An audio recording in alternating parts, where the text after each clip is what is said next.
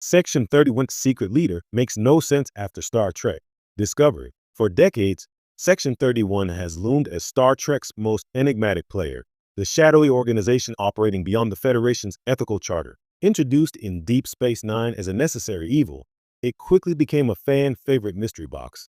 Who really runs it? How deep does its influence go? When Star Trek Discovery brought Section 31 to the 23rd century, many fans expected the show to add clarity and nuance to its origins. Instead, its reveal of a supposed secret leader created more contradictions than answers. Looking back, this twist is one of the strangest decisions the franchise has made, undermining what made Section 31 chilling in the first place. Section 31's original appeal. In DS9, Section 31 was personified through the sly and impeccably polite Luther Sloan, who insisted the organization had no official structure at all. "We don't exist," he famously told Dr. Bashir. That lack of hierarchy, operatives working in cells, accountable to no one, made it genuinely terrifying. It wasn't a corrupt admiral or rogue captain.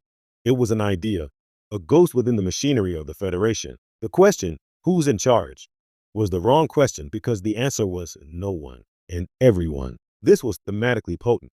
Section 31 wasn't just a villain of the week. It was a commentary on the dangers of state security agencies operating without oversight, echoing real-world debates about the CIA or MI6. That ambiguity allowed DS9 to portray Sloan as both loyal and monstrous, and to leave the audience unsettled. Discovery's attempt at an origin story. Star Trek Discovery entered the canon with an entirely different mission. In Season 2, Michelle Yeoh's Philippa Georgiou, now the Mirror Universe Empress, becomes Section 31's most high-profile agent. Suddenly, the clandestine self from DS9 is depicted with its own fleet of black-painted starships, its own badge, even a dedicated starbase. Fans joked that Section 31 had a better marketing department than Starfleet itself. Then came the twist. Section 31 supposedly had a secret leader operating above Starfleet intelligence, pulling the strings of Georgiou, Leland, and the rest. This reveal tried to raise the stakes.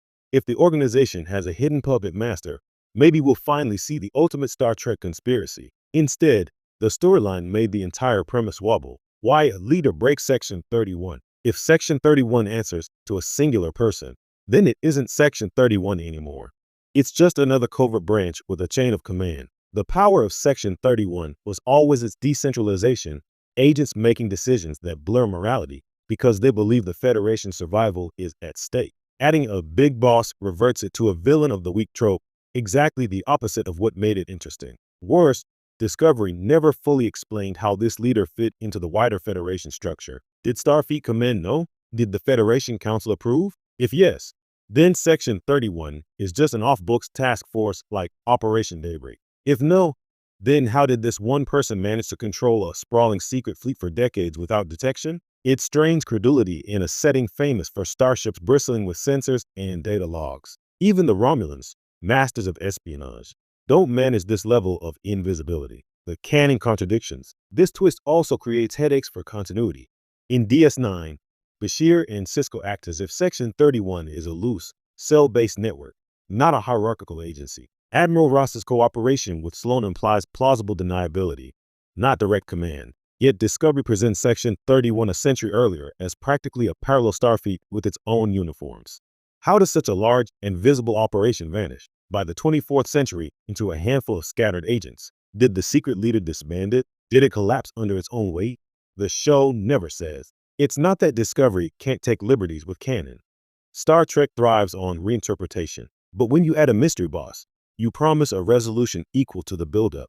Instead, the secret leader was mostly a narrative device to justify Georgiou's involvement in the Control AI storyline, then quietly abandoned. By the time Georgiou departs for her Section 31 spinoff that never happened, the organization's internal logic is shakier than ever, a missed opportunity. Ironically, Discovery could have deepened Section 31 by leaning into its cell structure. Imagine if Georgiou discovered that she was just one of many self-directed operatives, each convinced they were following some higher plan that didn't exist. This would echo Sloan's revelation in DS9 and reinforce the horror of an organization whose true leader is simply the Federation's fear of losing control. Instead, the writers chose a tidy, but less interesting, answer. There was also room to explore how Section 31 reflected the Federation's darker impulses. In the 23rd century, before the Federation became the quasi-utopia of TNG, it might have been more openly ruthless, showing a transition from an